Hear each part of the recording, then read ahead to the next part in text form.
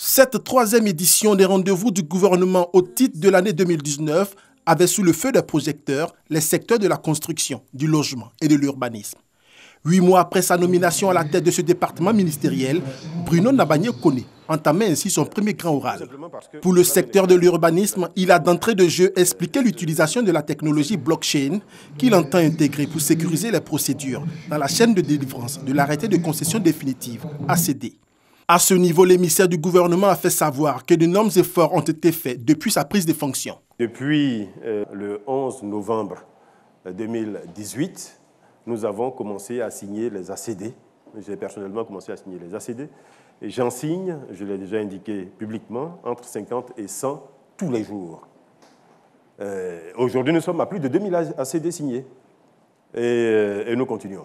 Toujours au niveau du secteur de l'urbanisme, Bruno Koné a annoncé un projet d'adressage des villes qui va déboucher sur la réhabilitation de 5 quartiers précaires sur les 132 que compte le district d'Abidjan.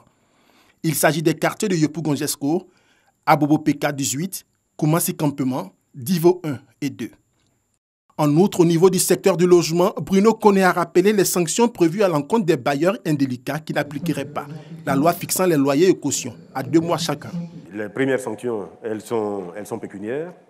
Et au-delà des sanctions pécuniaires, en cas de récidive, il peut y avoir des sanctions allant jusqu'à la privation de liberté. Quand le gouvernement dit le nombre de mois de loyer d'avance ne peut pas excéder 2 mois, que le nombre de mois de caution ne peut pas excéder 2 mois, cela s'applique à tout le monde. Dès ce moment-là, ce qui est important, c'est que nous nous contraignons tous à la faire appliquer. Et que personne n'accepte de signer un contrat qui ne respecte pas cette loi-là. Revenant sur le programme présidentiel des logements sociaux, le ministre Bruno Koné a reconnu les difficultés rencontrées. Cependant, il a rassuré les souscripteurs quant aux efforts déployés pour rattraper le retard. Sur la question, il a annoncé l'arrivée de promoteurs étrangers et à une grande capacité de production de logements en masse. Une annonce saluée par les opérateurs locaux. Il faut pouvoir construire avec des Ivoiriens qu'il faut pouvoir renforcer, avec des entreprises internationales qui doivent pouvoir s'intégrer, avec des entreprises chinoises, turques, etc. Le monde est un aujourd'hui.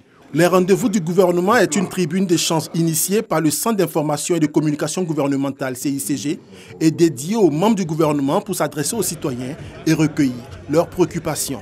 Elle se positionne ainsi comme un espace d'interaction entre les médias et le gouvernement.